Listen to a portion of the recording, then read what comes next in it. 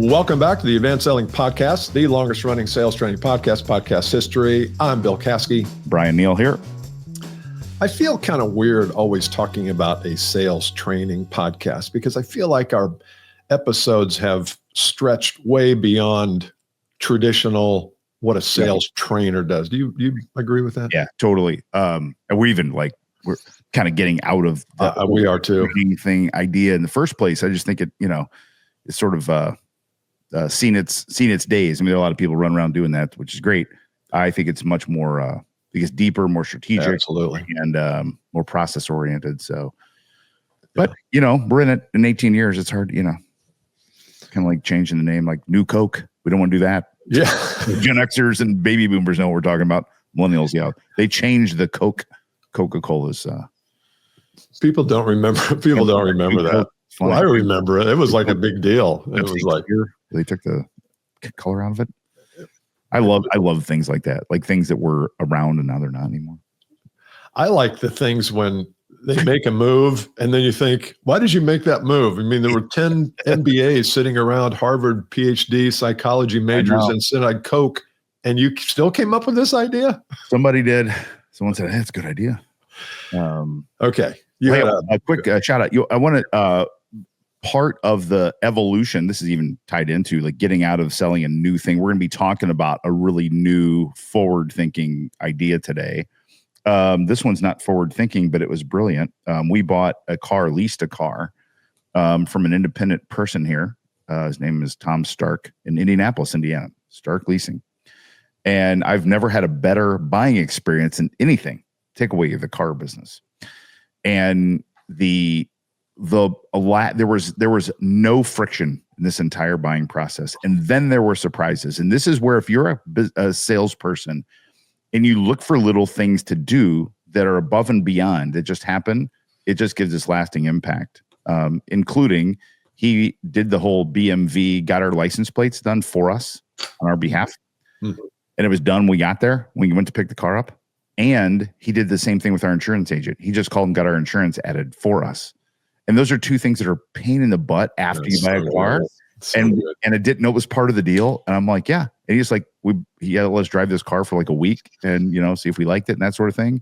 He sold our car at the auction, communicated the whole way. I'm like, this is brilliant. I said, I'm never buying a car from anybody else. Wow. Was it a new car? New. Yeah. Mostly a new car. Newer, yeah. Yeah. And it was like a 65 Chevette. It was a 70 That's the only problem. Custom cruiser station wagon where the back seat faces backwards so you can do the honk your horn signal to all the. Oh, good. Remember that? Well, your 27-year-old children will like that.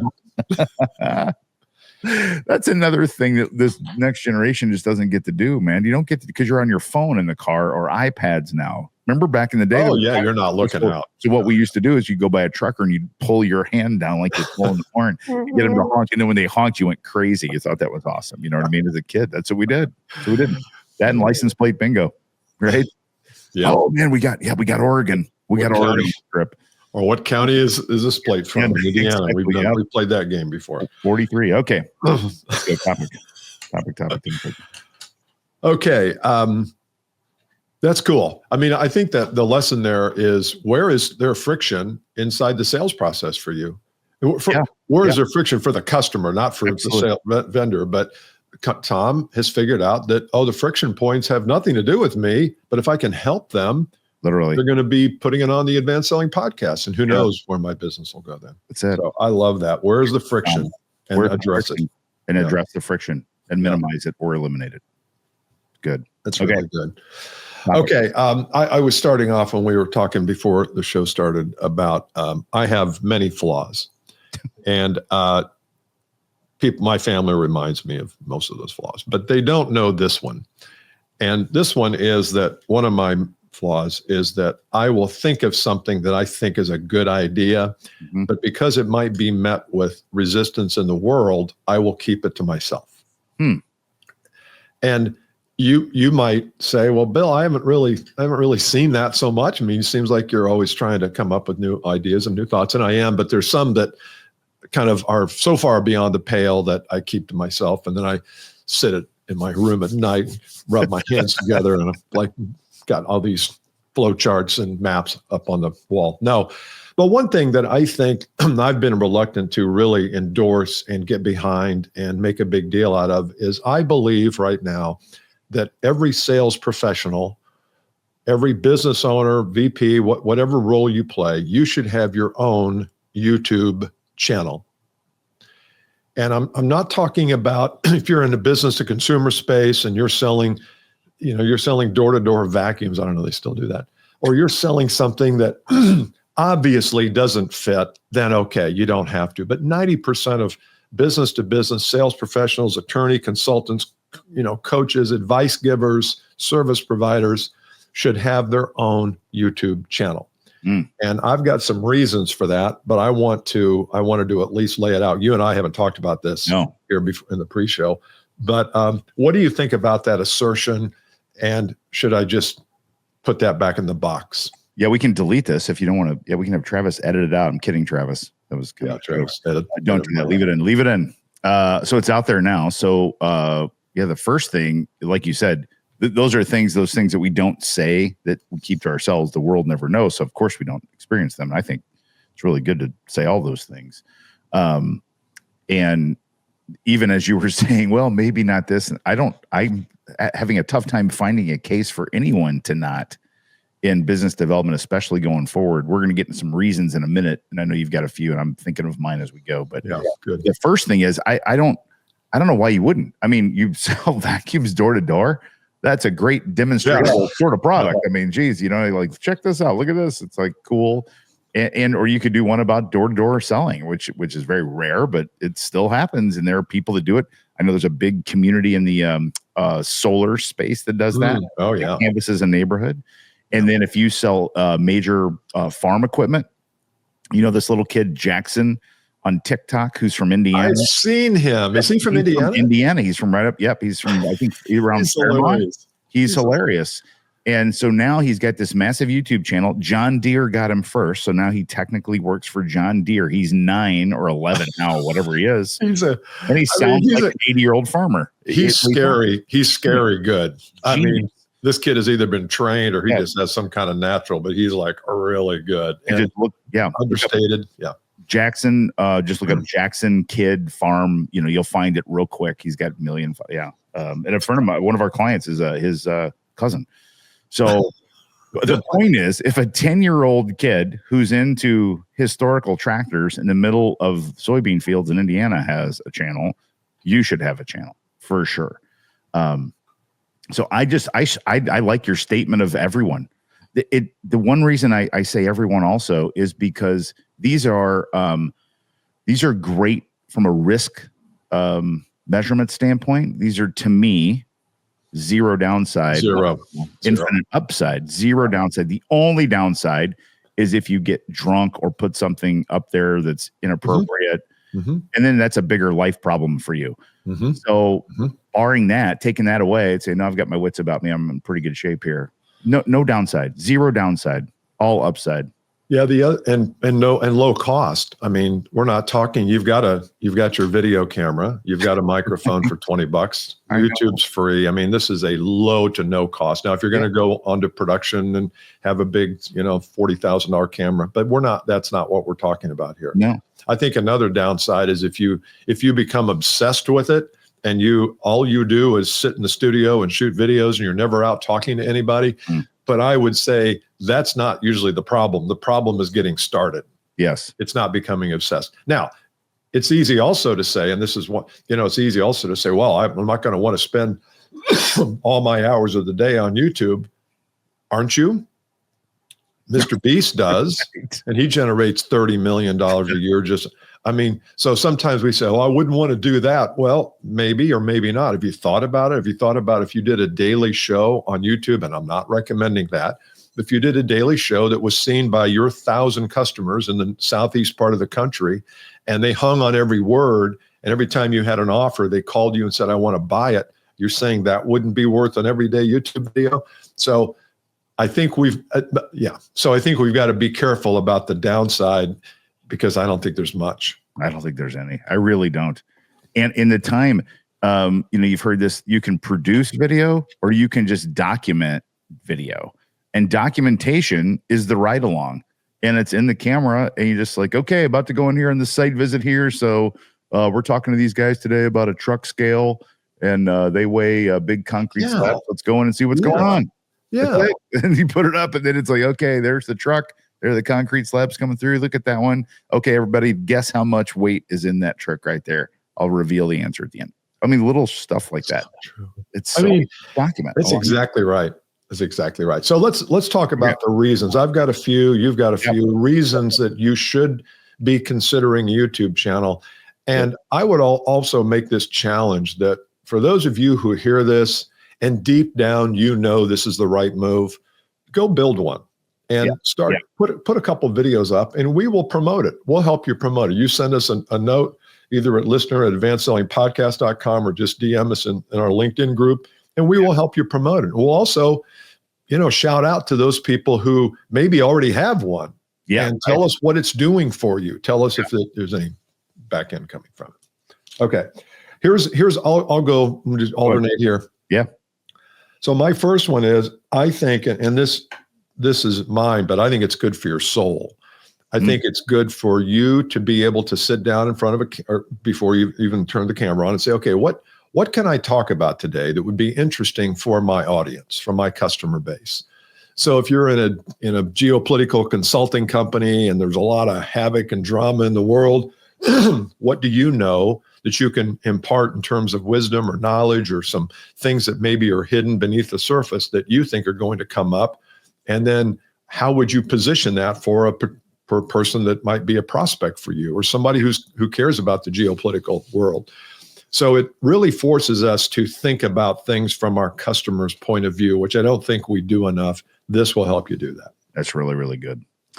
One of my reasons is fairly relevant to my family, and that is my kids are 22, 21, 19 and 18 and 14.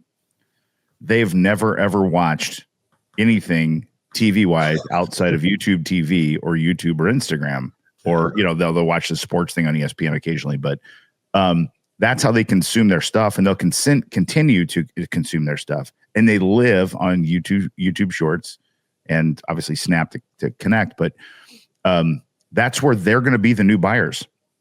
My daughter's 22. She just went out with her girlfriends. They all have jobs, and I'm telling you, in 3 years, they're going to be buying stuff. And you've got to meet those people where they are. That's so true.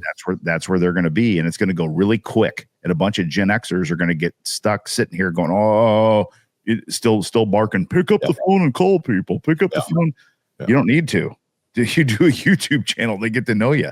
They also love authenticity, and I think that's another kind of sets a 1A to this one. That generation can see through BS, and if you do really good authentic videos, they get to know you. They trust you. That's so true. That's so true. So buyer behavior is changing as buyers become younger. Yes. Where they find their info has changed. Yes. They are not thumbing through catalogs or sending for the new Sears catalog. They're going online and they're seeing what other people are wearing, what they're saying about that, et cetera.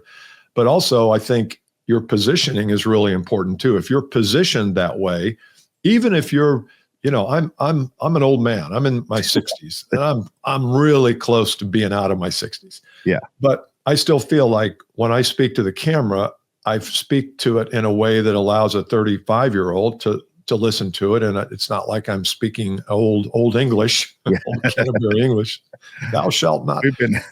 But so how you present yourself on YouTube, yes, make sure it resonates with everybody. And, if you're going to, so it's what you wear, it's how you speak, it's how you look at the camera and don't. So I think that positioning wise, it's really important. Plus, I was thinking the other day, if you're in a meeting with a couple of prospects and a couple of your people, and you're, let's say it's your 2 or 3 meetings in, and let's say you have a YouTube channel where you talk about, automotive, saving money in the automotive assembly process. And somebody in that meeting says, what we're really trying to do is save money in the automotive assembly process. And you say, really, tell me about that. And they tell you, and you say, hey, I just shot a video on my YouTube channel last week or last month, and would you want me to send it to you? And they'll say, you have a YouTube channel? Right. Yeah. And I produce content helpful for people like you. Yeah, I would love it. And Yeah. anybody else want to see it? And the CEO's like, yeah, I'd love to see it. So now guess what? You're positioned totally different than everybody else that comes in trying to pitch them. All of them. Every one of them. You're different than every one of them. Yeah. And even if they all have YouTube channels, you're still different because your truth is coming through the video versus you trying to articulate what you do in a slide deck or a presentation or something like that. Yeah. And if they all have YouTube channels, you say, you have a YouTube channel? I got a YouTube channel. We're the same. Totally.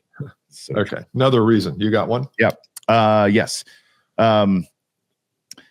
The education process, you've seen all the stats and everyone throws the stats that, 48% of everyone. I love when people throw stats with they don't cite anything. No cites. Like that 86% of the decision is being done before they even talk to a salesperson. I'm like, okay, just show me the background on that. Either way, fine. I agree. People can find stuff. And so the language that you use is less about selling or pushing a product or a feature function thing. And it's all about education. And I think that's a good reason to do that is I can allow myself to educate people remotely while I'm not there and manage part of the process. So then therefore it becomes a leverage element for me. We just are going through a process to do some messaging work. And I'm very impressed. This group that we've hired has done all sorts of work, all in video that they gave to us beforehand that said, watch this video. It's 12 minutes. Pick the two things in the video of the two things in the video, pick which path you think you're most down. And it's a little tease. And it's YouTube with it shows you the little marks and kind of what the subject is on the marks. And I'm watching this prepping for this meeting. And I'm like, dang, this is a new way. It's a great way. It's so good. Way. So good. And it's efficient. So that's kind of the reason. It's massively efficient. As you were just saying that, I thought, and you talked about education, I came up with my three. I'm really into alliteration these days. I came up with my 3 E's these days. Number one, educate. I think that's a great, number one, it's great for you as a human being and somebody who wants to be thought of as a thought leader in your industry to be educating. YouTube is a great platform for that. Number two, explain. So once I educate, I need to explain why this is important for them. It can't just be 17 stats. You've got to convert that and say, let me tell you why these stats are important for you, Mr. Buyer, and so help them. And then number three, this is really a tough one here, edify. And edify simply the way I understand the word, and I've never thought about the word before, but it means to build up, to say, you can do this. This is possible. And if you are educating, explaining, and edifying your customer, they're not getting that anywhere else. Nowhere else. Everybody else is sending PowerPoints and PDFs and showing up on job sites. And come on, we just I'm okay if you show up on job sites, but man, have some other digital assets there. And we spend all of our time training people on how to handle an objection or how to have a clever opening to a cold call. That's right. That's the training. I'm like, this is so much better than that. Absolutely. So much better. Can I go one more? Absolutely. You do one, I'll do one, and we'll close. Last reason to do this is so that your work lives past you. And it's not, I think it's good karma to put good in the world this way. And it goes past you. You might get promoted to regional manager, VP of sales, CEO, whatever. And it's still there as an archived documentation piece of what you did and how you thought. And we have that with our podcast and we laugh about it, but it's really cool to look back and watch an episode or listen to an episode of the Advanced Lane podcast from 2006. And people can go back and see that. And they can then see our growth or hear our voices change or whatever the thing is. And if you're a Gary Vaynerchuk fan, I just saw a thing about him putting it was a clip of his first YouTube video when he was actually 30 or 31 when he did his first wine thing. Yeah. And now he's in his 50s, but that's still there. And it says it does all sorts of things for him, and just starting, and it lets you go back and look at how It's okay. Things will be raw. Our first podcasts were raw, but that's okay. Some people are like, oh, I don't want to see the old stuff. Like, let them see the old stuff. Like, man, you guys have really come a long way. You've actually gotten moderately good at this. Think about another 20 years. You guys are exactly right. You're gonna be nailing it. So it's just the good. archive of your personal journey. That's good. I'll add to that just real quickly, and that is you have to think of these videos that you're doing as assets, as digital assets. An asset is something you can use over and over again. It's going to create some kind of return on it. I've got a client who does one video a month. I'm trying to get him to do one a week. He's a little reluctant to do that. He's probably done 6 over the last 6 months. Yes. And he's built these 6 different videos are now assets for him. So if he's talking to somebody he still does cold outreach, but if he's talking to somebody and they bring up something that he shot a video about, he doesn't have to think. He can just say, hey, I shot a video about that. Would you like to see it? He's starting to generate interest because he sends out to his 400 email people whose email he has. Every time he shoots another video and releases it, puts it up on YouTube, he sends it out and says, hey, I just did this. Now he's starting to get people. After 6 months, he didn't get much. Now he's starting to get calls. People say, you know what, I want to talk to you about this product or this service. And so it does take some time, but I guaranteed him that if he did this every month for a year, better if he did it every week for a year, his business would never be the same. Truth. It just never would be the same. Truth. It can't be the same. No. It won't be the same. And it just keep go. Just first start and then keep going. It's just you got to start though. You got to start. So our offer still is if you start or if you've already started a YouTube channel, let us know. Just communicate us to us through LinkedIn. We'll make sure we do a quick shout out to you if you'd like that. If not, that's fine. But we'd love to hear what you're going to take from this podcast because I think it's really important. And I'm going to keep harping on it too. We're not going to do every episode on it, but we'll come back to it again. I love it. And good job saying it, Bill. There you go. Yeah. Well, thanks. I got that off my chest now. I feel more like a man. More like a stud. Reference back to last week. Stud finders. All right. Okay. I'll see you later. And bye. Bye.